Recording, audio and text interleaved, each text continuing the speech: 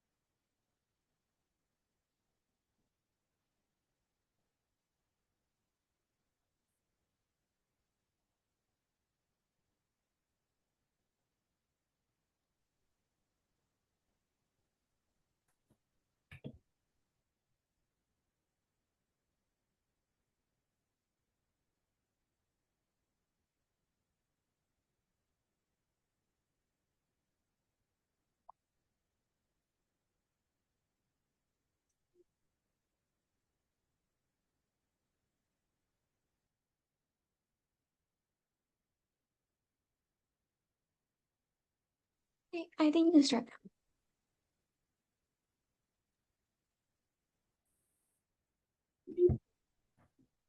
Yeah, are you ready? Yes. Okay.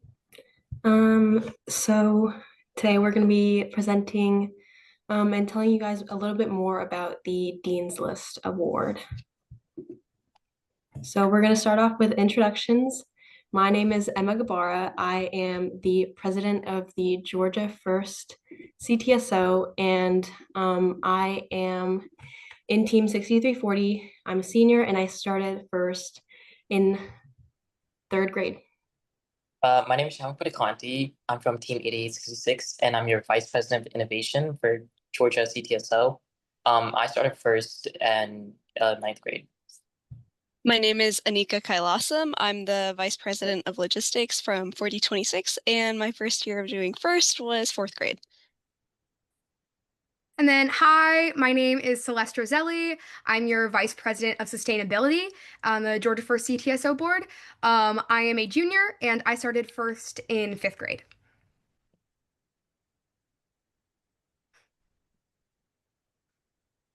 Oh, wait, that's me. So, hi, my name is Kyle. I am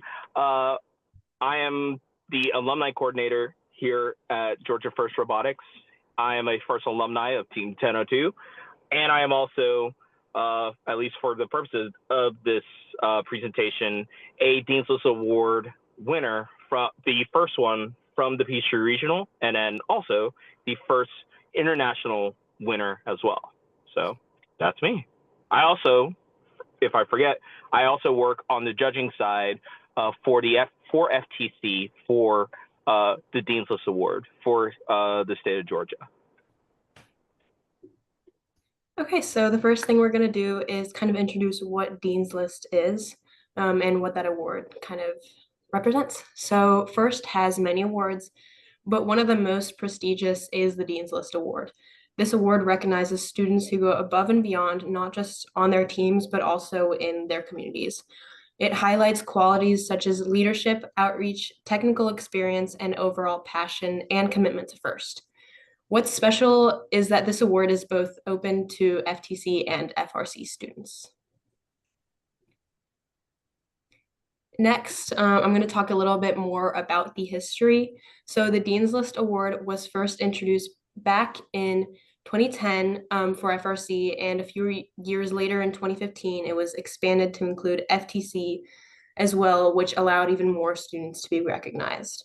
Since its start, our own Peachtree District has had 3 Dean's List Award winners, which is an incredible achievement. And like Kyle said, he is one of the first ones to ever be nominated and win. And then I'm going to talk a little bit more about the importance and purpose.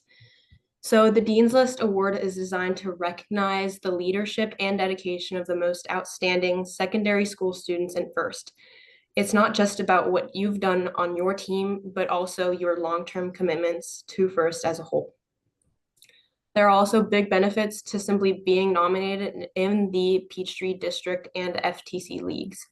You gain leadership opportunities outside of your own team, get to connect with Dean's List judges more closely, and develop valuable interview experience that will help far beyond robotics. So advancement for FRC is each team gets 2 nominations per season. Any student that's either a sophomore or a current junior can be nominated as a first Dean's List semifinalist. Each nominee is interviewed once during qualifier competitions. So of the 2 qualifier competitions that your team goes to, you can choose one that you get nominated and interviewed in. And being selected for a qualifier event gives you the title of first Dean's List District Championship semifinalist if you complete your interview at a qualifier competition and are one of 3 that win.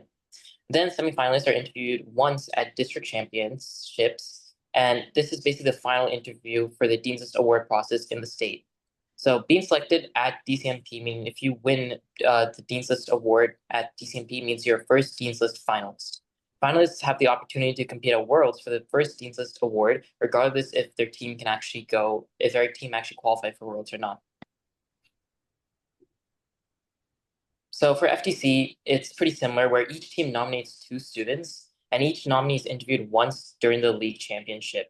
So this is the only interview in the FTC Dean's List process compared to the double interview of the FRC Dean's List process. 4 Dean's List finalists are chosen at the FTC state championships based on their interviews, and finalists have the opportunity to compete at Worlds for the first Dean's List Award, regardless if their team actually qualified for the World Championships. So for FRC, it's open to 10th and 11th grade students, and the deadline for 2026 for Dean's List Award nomination is 11:59 p.m. EST on December 15th, 2025. So there's 3 things that a nominee needs. They need to fill out some criteria, which is specific to like being a 10th and 11th grader, some information, some essays. So more on the nomination process. Each team nominates up to 2 students. Mentors need to complete a form with all the required information, which includes essays, and the student and mentor must have completed the first consent and release forms, which you need to compete. So the information that you need to fill out for each nominee is their name, their graduation year, number of years in FIRST, and for FTC, which tournament they'll have their interview at, and for FRC, which district they're in, and finally, your nomination essays. Your nomination essay includes 5 questions that have up to 800 characters that you can submit, plus an optional 500-character additional information section. Essays cover the students' individual contributions to both their team and FIRST and the FIRST community. Students can't see their essays before the nomination process has been completed, and your essay needs to include specific examples of what each student did. Examples should be FIRST related. Activities outside of FIRST can be included, but those are secondary to FIRST activities. So kind of building off what Anika was talking about with having specific examples for these nomination essays, you have to be very concise because your space is limited. And so kind of some advice for nominees and for the writers of these essays that you shouldn't include generalizations or broad statements. A statement like, Monique has served as a role model on our team needs to be supported with examples. And those examples are not only, specific initiatives that maybe the student has brought up, but also specific FIRST core values that these initiatives, these achievements, and the qualities of your student represents. For example, when bringing up leadership roles that the nominees have served as, describe how the student has used their platform to bring change and status to their team. So it's not just about having a certain number of items on your resume, having a certain title on your team, but it's really how has that student used that title, used those achievements, used their skills to build onto FIRST as a whole, their community, and to their team. And so again, you should describe how your nominee champions FIRST core values. And then finally, one of the most important points is that students should be able to elaborate on all of the content written in their essays.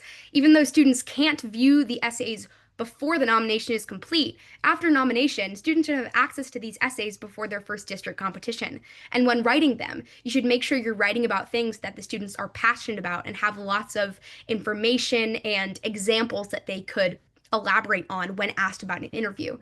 It kind of goes without saying, but you shouldn't, hyperbolize or make up information about your student that they wouldn't be able to expand upon passionately if they're asked about it. These essays should be really true to your student, and they should hold up when interviewers start asking them about, their motivations or impact. And so, kind of onto that, the 5 elements of major criteria for nominating a student are leadership, outreach efforts, technical experience, passion, and individual contribution to your team. Some examples of how these show up in the questions are how your students have improved their team through their individual contributions and demonstrated leadership and commitment to those first core values discussed. How have they made an effort to increase awareness for FIRST or for STEM in general? Though, of course, like Anika said, FIRST efforts are primary. We understand a lot of students have STEM engagements and opportunities outside of school. Those can be relevant to their personal qualities as well. And then also what experience in areas of STEM and technical skills have students gained through FIRST, and also how did they implement them to better your team. When you're talking about technical experience and passion, you shouldn't just discuss specific achievements. It should be how those achievements relate to FIRST and their team. So if you are highlighting the head of programming on your team, technical experience might include the number of programming languages or frameworks that they have competency in. But instead of just stating that, you should talk in your essays about how that student has used those technical experiences and competencies to better the team, to increase the level of programming that students on the team are aware of, etc. Okay, so the next thing we're going to do is kind of go over the main 5 questions or 6 questions that you'll be asked, especially for mentors, in your application. So the first one we're going to go over asks, explain how the student embodies the philosophies of gracious professionalism and cooperation through the FIRST core values: discovery, innovation, impact, inclusion, teamwork, and fun. Please provide examples. So this is an example that we have written, and it says, Monique's embodiment of the FIRST core values is apparent to anyone interacting with him. His gracious professionalism is evident as he spearheads numerous outreach programs and local summer camps. Monique encourages cooperation and resilience among younger students. He hosts fun, friendly competitions for students interested in STEM to showcase their skills and their collaborative successes. He taught at Mythbusters science-oriented camp at the YMCA. Monique constantly expresses gratitude for lessons learned through FIRST, especially those learned via hardship. The ability to incorporate criticism into the engineering process is one of his most valuable attributes. Around our robotics den, team members can always rely on Monique for positivity, productivity, and fun conversation. So you'll see that one of those sections is underlined, and it's really important to kind of showcase and especially focus on like little details. So we kind of underlined that, and we found it really important. So section 2 states, thank you. So section 2 is, how does the student increase the awareness of FIRST? Describe the student's interests and or plans to continue to engage with FIRST beyond high school. Please provide examples. So what we wrote up was, Monique tirelessly works to promote FIRST. He wishes to give every kid the opportunity to grow up around STEM and eventually to make the world a better place. Through such efforts, Monique built up a network of referrals that allowed him to co-found a robotics and engineering summer camp for local elementary students. The camp, modeled after the typical FRC season, guides young students step by step through the design and prototyping process. By spreading the message of FIRST in his community, Monique's camps have laid the groundwork for STEM to prosper on a large scale. So this response is a really good response to this question, as it highlights the outreach efforts and impacts that Monique has outside of his actual FRC team. where he works on promoting FIRST and STEM to children around him. Additionally, as you can see in the first online section, we can really see impact based on his actions, where he co-founded a robotics and engineering summer camp for local elementary students. Additionally, the paragraph also discusses what he actually does during the camp, which is the second underlined portion, about how he models the design and prototyping process, spreading STEM and promoting FIRST outside of just his team. So section 3 states, how does the student's individual contribution to the team benefit the team as a whole? Please provide examples.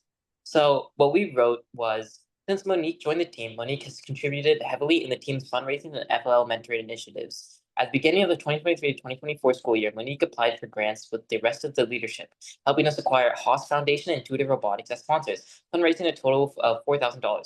Monique has also contributed heavily to our FLL initiative.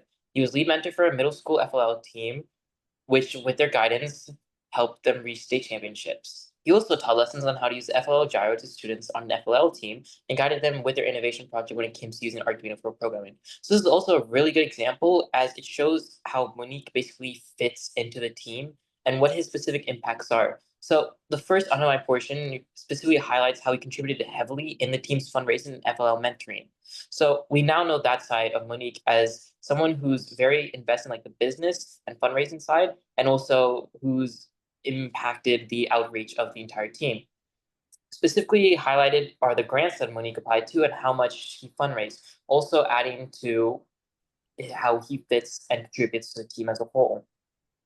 Additionally, his outreach efforts are also discussed, where he explains how he was lead mentor for an FLL team and helped them reach state championships, and also taught them how to use gyro and other innovation projects when coming to use Arduino for programming. So these specific highlighted key points help show how Monique basically fits his part into the team, and how without his presence or his contribution to the team would be different. So it highlights essentially the achievements and the place that the person who's nominated for Dean's Award plays in the entirety of their team. So the next section of the essay is describe the student's experience in areas of STEM.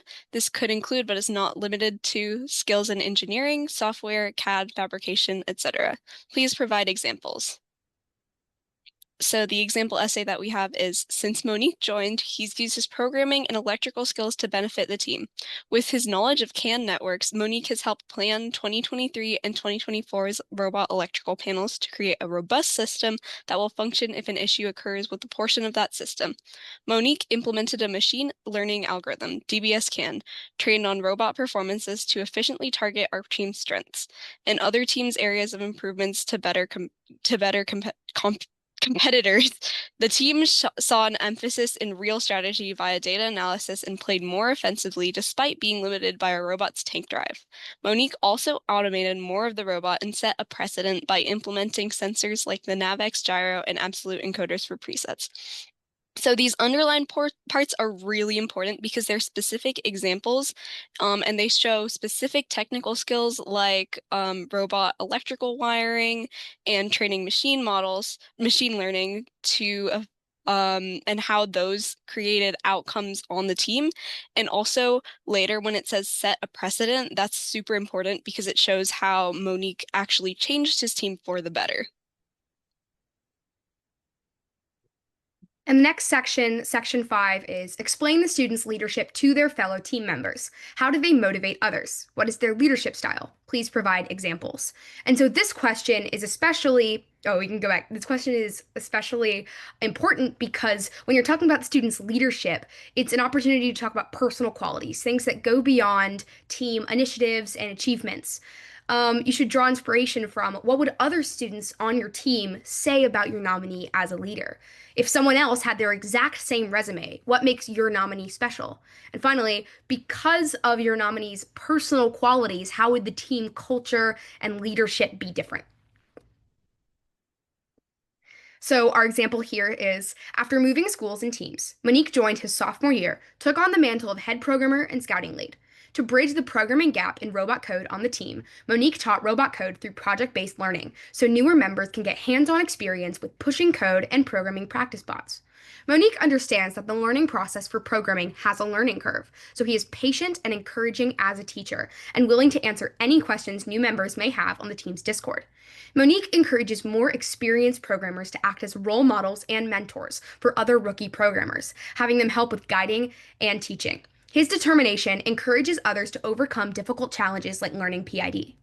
And so our underlined information in this essay is not just about initiatives that Monique started on the team, but about how the team culture, education, and leadership would be different. For example, him bridging the programming gap in robot code on their team is something that would be different if he did not show this initiative and leadership. In addition, the underlined information talks about his personal qualities as a leader, such as being patient and encouraging, and being very communicative on the team's Discord, as well as encouraging more experienced programmers to act as role models and mentors. And so even though this is about Monique's individual qualities, it talks about how his qualities impact the entire team, encourage and inspire other team members to be leaders, and influence the team's culture and success as a whole. And then finally, section 6. Please share anything else you'd like us to know about the student, including academic performance, specialized skills, technical expertise, and additional extracurricular activities. So this additional information essay is not the time to restate all of the information that you've already put together, that you've answered about your student in the last 5 essays. It's the opportunity to share specific circumstances that would significantly change how you as a judge would view them. It's also an opportunity to talk about those secondary activities, the non-first activities and qualities that might still give judges a more holistic view of the student as a whole. So any extracurricular activities, how do they take what they do outside, what they're doing outside the robotics lab, into the robotics lab and into competitions. And also any specific circumstances that would explain any gaps or changes that you've noticed over the student's first career. So our example here is, while maintaining a rigorous academic workload and working on robotics year-round, Monique competes in Science Olympiad. STEM is his core interest, but he also volunteers as a mentor for a club to promote classical literature reading comprehension and world events to middle schoolers.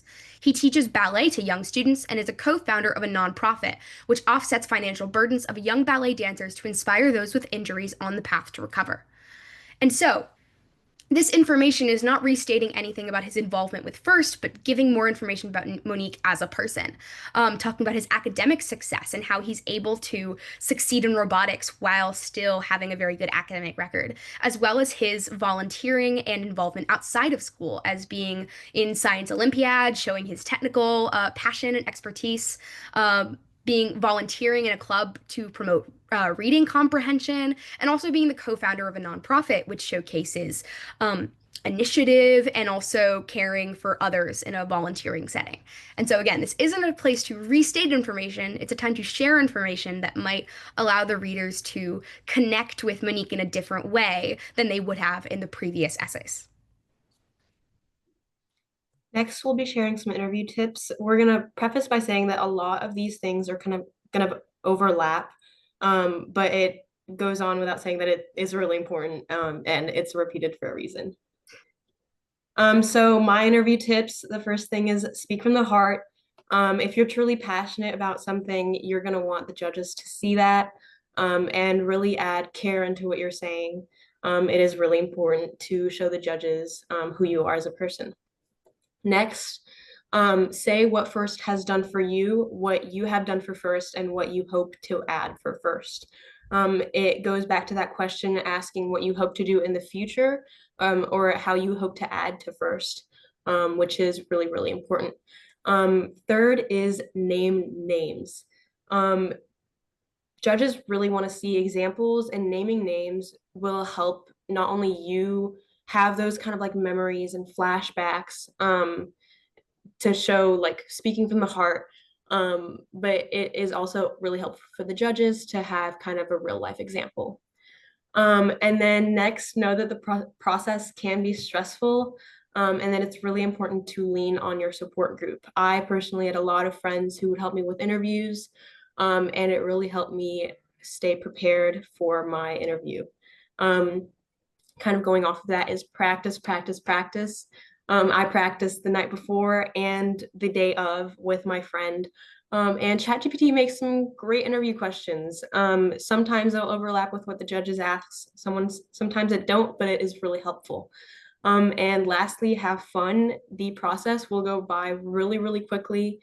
Yeah, it was really fun. So next I have some interview tips. The first one is very cheesy, and I'm aware of that. I'm prefacing, but be yourself. Don't try to be who you think the interviewers want to hear from. Only you can tell your unique story, talk about your unique interests and passions and goals. If you're trying to be who you think interviewers want to hear, then you're not sharing that unique story and you're making less of a connection. So just really, again, like Emma said, speak from the heart. Next, talk about the things you are passionate about. The things I wrote, you literally can't shut up about. Robotics kids are passionate people. And so whether you have something on the team regarding FIRST, maybe it's a goal you have, an initiative you founded, a programming language, or a feature on your robot that you think is amazing that you want to talk about, then do that. Showcase that passion. Don't feel like obviously answer the questions that the judges ask you and stay on topic, but don't feel like you only have to hit a certain number of boxes. Feel free to talk about what you're passionate about and get feedback and a response from the judges. And next, kind of on that note, is make a connection with your interviewer. Ask them about themselves, make connections and relations to what they're interested in, and really just have them get to know you as a person, not just a list of items on a resume or even the essays that your mentor wrote about you. The interview is the opportunity to speak face to face and get to know you as a person, not just a resume. And fourth, like Emma said, practice with team members, mentors, family, and friends. In order to have a successful interview, you need to get really comfortable talking about yourself. And you're most able to talk about yourself when you're with the people who know you really well. So practice in that way. Have friends and family ask you questions and really just practice that skill of being able to talk about yourself openly, because it'll really help and make you much less stressed day of.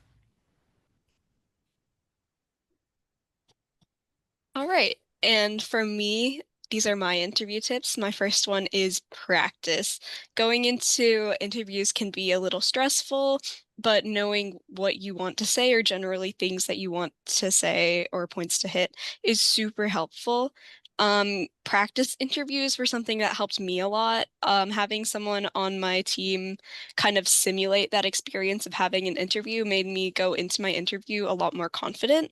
And if you don't want to do a full practice interview, having a friend ask you a few questions and responding to that is super, super helpful.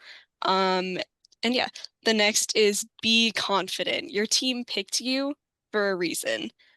So everything you've achieved to become your team's Dean's List semifinalist will help you in your interview, and just know that this is about you. So don't be afraid to talk about yourself, and you're there for a reason. And my last tip is have fun and smile, because talking with the judges in an interview is a really great experience. They're amazing people. And I came out of my interview not caring whether I won or anything, but just thinking about how amazing that conversation I had with them was. So some of my interview tips are mainly a little studying does go a long way. So last year when I actually had my Dean's List interview, I was a junior, and most of us know junior year is one of the most stressful years. And I was also one of the key members of the team. So I didn't really have a lot of time to study, but I still try to find time to rehearse questions or study, even if that was on the car ride to competition. I can't confirm or deny whether I did that, but it's important to study just a little bit, even if it's not as much as you could. Another thing is rehearsing answers, but be genuine. So obviously you should be studying like things like the first core values, how they relate to you, and make sure you go over the essays. Because once you get the email that you're nominated through your FIRST dashboard, you will see the essays that your mentors wrote for you. Read through the essays, make sure you understand what they think about you and why they chose you specifically. And be sure to elaborate on those during your interview. And it's fine if you need to write down questions and then write down answers and rehearse them. But during your interview, be genuine. And cycling into this, treat it like a conversation. It's still technically an interview, but I treated mine a lot more like a conversation. And I came out feeling fine. And like Anika said, not really caring whether I won or lost, but be sure to ask your interviewers questions about themselves because a lot of them have a lot to talk about, especially because they've been your dean's list judges have been in first for a while. So they're going to have a lot to talk about. And it's really important to form a connection and just ask questions about anything you're genuinely curious about. And also show the non-FRC sides of yourself. Even though there is a essay specific portion about it, elaborate on stuff. So for example, I didn't have this in my essay about like non-FRC stuff, but I talk about bird watching and I talk about 3D printing and how I like those. And that helped me form a good conversation point. And from there, we branched off and talked about STEM, robotics. But having something that you can just talk about that's almost unique to you or something that not many other people can have, because realize that you're going against a lot of STEM kids, right? As someone who's a Dean's List nominee. So just find a unique hobby and make sure you mention that just so you have depth and character for who you are. Okay, next we have any final thoughts. Kyle, if you have anything else to add. Sure, I would love to. So I actually love all the things you guys said about the interviews, and I kind of want to emphasize a couple of them just from doing a couple, like a while now of judging Dean's List. The first off is when we mean be yourself, we're very serious because when it comes to being yourself, one, why be there if you're not being the real you? But two, interviewers can tell when you're not being the real you. It will come off. And so I encourage you, when you go in the interview, be yourself. You know, if that's the moment to nerd out about all the stuff that you're passionate about, do it, because most likely the person across from you will nerd out with you, most likely. From there, the other part that I really want to emphasize, and this is more just because I've seen it happen and I would rather it not happen to any of our candidates. Be honest. Don't over exaggerate or lie in your essays. When they said that there are people that have been in first for a very long time, it's a very real thing. I've been in first. I think this will be going into my 21st year, and I think it's Sue's as well, 21 years right about of being in first and seeing the stuff. So I will tell you, there are a lot of things you may see in an essay and then you'll go in an interview and say that we can probably not corroborate. I can't pronounce the word right now. We can easily verify within probably about 5 seconds. So I encourage you, do not lie in your essays, do not lie in your interviews, because it will not help you. I promise you. From there, like you guys have said, be authentic, be original in your interviews, smile, be present, don't stress out. But I think one of the big ones that I've taken and I've talked about with a lot of different interviewees is basically, as you guys go into your interviews, I encourage you to not just read your essay, but I encourage you to handle your interview by helping to set the pace of your interview. Because at the end of the day, you will get out of your interview what you take into your interview. And so what I mean is this: when you go into your interview, being able to specifically say, okay, how do I control the pace of this conversation? What do I want to talk about that I know it as immediately as soon as it comes out of my mouth, that the interviewer that's sitting across from me or sitting next to me will be like, let me jump onto that. And that's how you control the pace of an interview. Because at the end of the day, you want to come in there showing that you are the best candidate to represent the state of Georgia and the Peachtree District. And so knowing what you're, not just what you're going to say, but really having a handle on like you are a product. You are a product of your experiences. You are a product of the team that you're on, but you're also a product of the first program. And so make sure you have an understanding of the things that you want to be able to talk about that you believe will be the best way to convey that you're the best example out there of the first program. Other than that, the other big thing as well is, you know what, this is one of the last ones, and this came from one of my own coaches when I won the award. I encourage you, after nominations are done and everything, you know, some teams you don't know until you see that you've been nominated. I would encourage every person to, if you're a nominee, take time and read your essay, because I want you to understand the amount of gratitude and the amount of what's the word I'm looking for? The amount of gratitude and the amount of appreciation that your mentors, your coaches, your fellow teammates have for you. Take that moment and enjoy it, because a lot of people don't take that moment. Because enjoy someone giving you your flowers.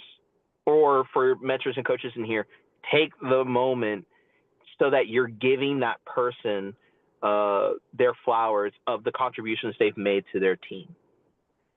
And then finally, one last thing, and it's a small thing, but it's a real thing. ChatGPT is so useful, but I will tell you, for your mentors and coaches, please do not write the entire essay with ChatGPT. We can tell. Please write from your heart. That would be great, because, you know, I saw it a little bit last year when I was like, this looks like, I saw like 6 or 7 different essays. I was like, did they just use the same prompt for like all these different kids and just threw in like different examples of stuff that they did? This seems super just boilerplate. And so I encourage you, you can use ChatGPT to like figure out ways to word things and things like that. But at the end of the day, you know, it is a gift to a student to know that someone took the time out of their day, whether it be an hour, whether it be, you know, 2, whatever amount of time, that someone sat down and decided to let someone else know their first story of that specific student. So write original essays, please. Those would be my only final thoughts. All right, I think we're gonna open it up for questions. I think you can put them in the chat and then we'll answer them. And then if you guys have any questions, you guys can email us. We have those emails at the bottom. I see one question already in the Q&A. Oh, I see 2. I'll go to the first one. Any samples of unexpected questions either asked to you or to your friends? I have one. I'll share one that I was asked, which is if you could add something or change something to FIRST right now, what would you do? And so I kind of ended up talking about creating a summer program to help prepare rookie teams, but it wasn't something that I had like originally like prepped for, but it was actually really good. It allowed me to kind of take some of the like loftier goals I had and think about like how I would execute them immediately. That's my answer. I think another important question is, what does gracious professionalism mean to you? You should know the answer to that. For me, I don't exactly remember the question, but I remember we kind of went on like a side tangent about Fulton County and like their involvement in STEM. So for me, I kind of discussed how, unlike some of my other friends who are like, for example, like Emma or Anika or Celeste, right, who got into FIRST at a younger age than me. But I got into it in freshman year because I didn't have any exposure to FOL or FTC So I don't know the exact question, but I remember discussing about Fulton County and like how we didn't have those programs when I was in elementary or middle school, and how that's something I wish that more elementary and middle schools are doing. And I kind of tie that into how I volunteer for like the FLL and the FTC teams that my team goes and runs. I definitely agree about that. The judges are definitely going to throw you some curveball questions that you aren't really like expecting. I remember we went off on a tangent like, about fishing. I don't really remember what the question was, but we talked about fish for a solid like 3 minutes. And it was really fun, but just it goes into the thing about like being yourself. If you're yourself and you're genuine, it'll be really easy to answer those like kind of curveball questions. I guess last statement based on another thing is, yeah, there's a lot of curveball questions and you will go on like some side tangents. Don't be afraid because it shows who you are. So like I believe me and Sue Miller, who's likely gonna be one of your Dean's List interviewers, went on like a little bit of a side tangent in my qualifier interview about the bird watching. And then before my state's interview, we watched birds on our phone. So it's important to just discuss what you want to discuss and don't be afraid to like talk about things that are like hyper specific to you because you might find a connection with one of the judges that might help. Yeah, Sue and I bonded over being sopranos in choir, so I still remember that, which was fun. Should we go to the second question? Yeah. How much specifically watching baby? Love you, Sue. How much does team performance matter for Dean's List? If it matters, what level of competition does your team have to reach for a strong application? Finally, how can someone whose team doesn't perform well build a strong application to make up for performance? I don't think team performance is really considered in your application. It's more of how you contribute to your team. I mean, It is. It's not. There's no real thing on team performance, mostly because if you actually look at the actual schedule of when we're actually doing a lot of the judging and everything else, yes, like for, let's say some of it, it may be happening during a district event, but also for some of it, you're dealing with people that are in the back rooms and they're not actually, we're not watching the performance because, I've had candidates that the teams did not perform well. Something went bad that day. It happens, but the candidates themselves show themselves so well that just whatever team performance happened, the candidate overshines. So yeah, team performance doesn't really factor in when it comes to how we judge them overall. And another thing I just want to add from my personal experience. So 2024, my team didn't actually make DCMP. So I actually was able to use that as kind of like a pivot off point and just talk about like my passions and like how my passion for electrical started. And I was able to incorporate how my team didn't perform as well as we usually did the prior season and how that caused me to play a bigger role in my team. So even if your team isn't like historically, I don't want to say great, but like if your team historically isn't like the top one or two teams in Georgia, that's still fine. You can use that honestly to your advantage and discuss how those like hardships and what that taught you about failure, because failure is a really important thing, especially in first. So being able to talk about maybe how you failed or how something you did caused failure, but you were able to overcome and persevere. Do we want to move on? Is that it? Are you good? Okay. So I can kind of focus on this question. It asks, how do you handle technical questions for students that are on business or social media teams? That is me. So I can answer that pretty well. So I'm pretty sure my mentor wrote about Canva because I was on Canva a lot. Social media is really, or Canva is really important for social media. And also having those social media skills are really important. It kind of builds what I talked about in my interview is it builds a brand, and that brand is really important for how other people see you and how your community sees you. So I would say that. And even if you don't have like that technical side, there are also other sides to robotics that are not just technical, but I'm pretty sure my mentor also talked about how I did have some like technical experience because I have kind of touched on everything and on the team.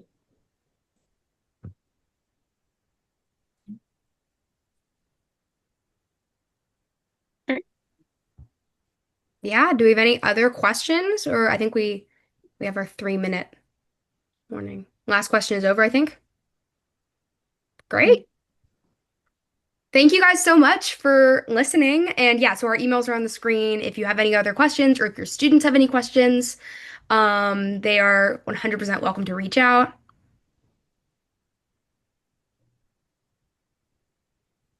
Thank you so much. Thank you. Oh, can we get the slides Awesome. from the presentation? Yes. Yes. We have the slides, so we can probably work with the host to send those out to everyone who came. That should be fine.